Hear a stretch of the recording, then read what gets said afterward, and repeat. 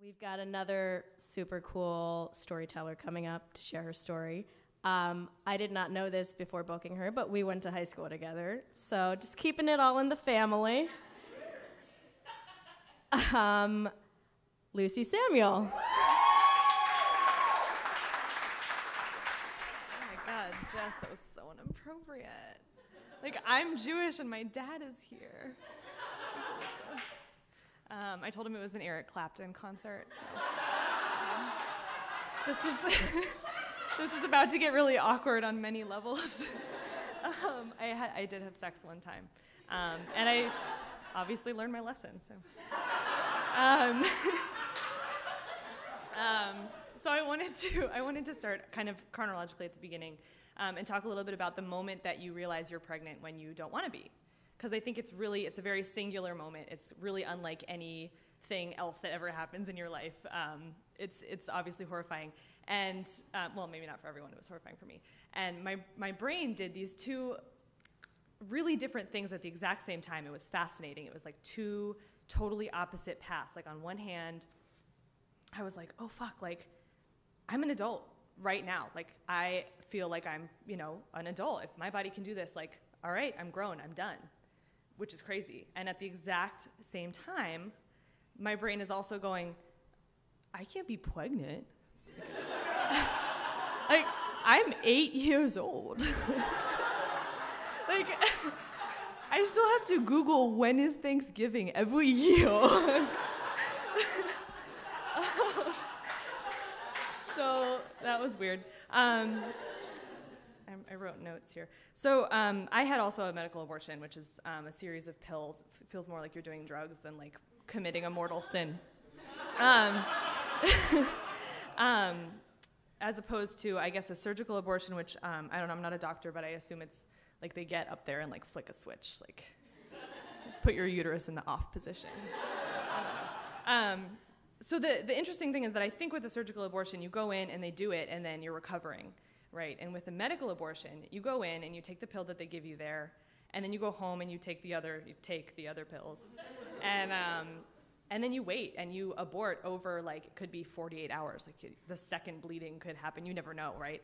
So my advice to anyone who's going in for a medical abortion would be to take a look at your calendar and make the necessary changes. I didn't do that, and what could happen is that you may end up at a baby shower. Yeah. Which was so not where I wanted to be. Thanks, you. It's really you.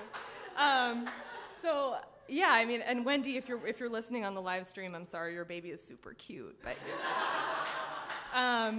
It was so uncomfortable. Like, one thing that you learn going to baby showers when you're in your 20s and you haven't been to many baby showers is the things that people get at baby showers are like things that you never would have realized a baby would need, right? Like, so me and my friends went in on a pair of mittens, like these cute little striped mittens to, I guess, protect the baby from scratching itself.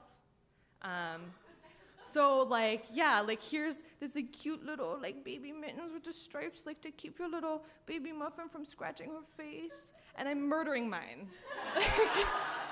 Congratulations, Wendy.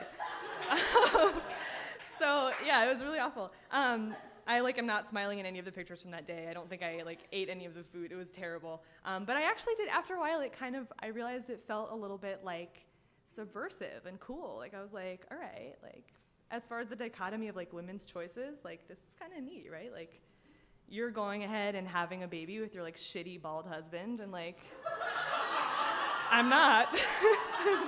I'm actively undoing that, so it was neat. It was actually kind of empowering. Yeah. So who here has seen, I can't really see you guys, but who here has seen Obvious Child? Anybody? This is New York, so everyone's got good taste, I assume a lot of you. I went and saw Obvious Child a couple weeks after my abortion, and I loved it, and I laughed and cried and went home and ate my feelings afterward, and it was great. My one criticism of the movie was that I think it ended a little bit too soon as far as what I wanted to see, as far as like what would be relatable for me. She finds out she's pregnant, she goes through the whole song and dance of telling people and then the abortion, And then the movie ends with her like sitting there on the couch, and that's it. And you don't get to see kind of any of the story afterward, which I thought would have been really interesting and good for me to see, that what I was going through was normal afterward. Like I was, there was a lot of like sitting at my desk at work crying, like watching YouTube videos of people getting puppies for Christmas and just like losing it. Or leaving Planned Parenthood after my follow-up appointment. And an old man was so nice and offered me salvation through his church. And I offered to relocate his testicles into his butthole. So like, I would have liked to see that. And I want to take a moment also to say just how lucky I feel that it was so easy for me, that I was able to access an abortion very easily. It cost me $6, which is incredible.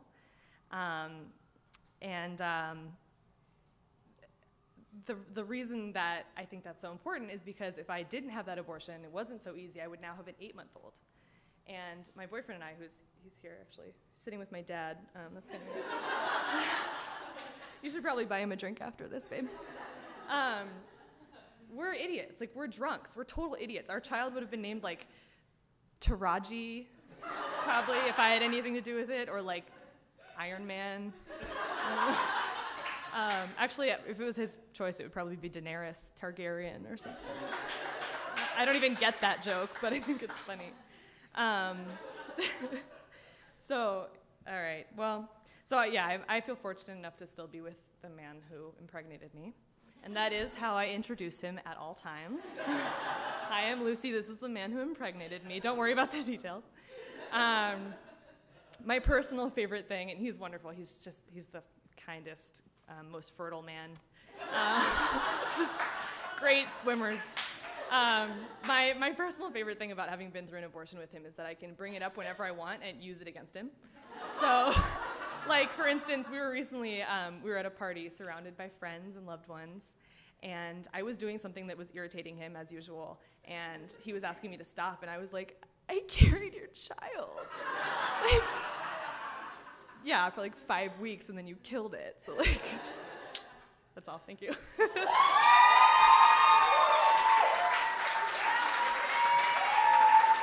Give it up for Lucy's dad.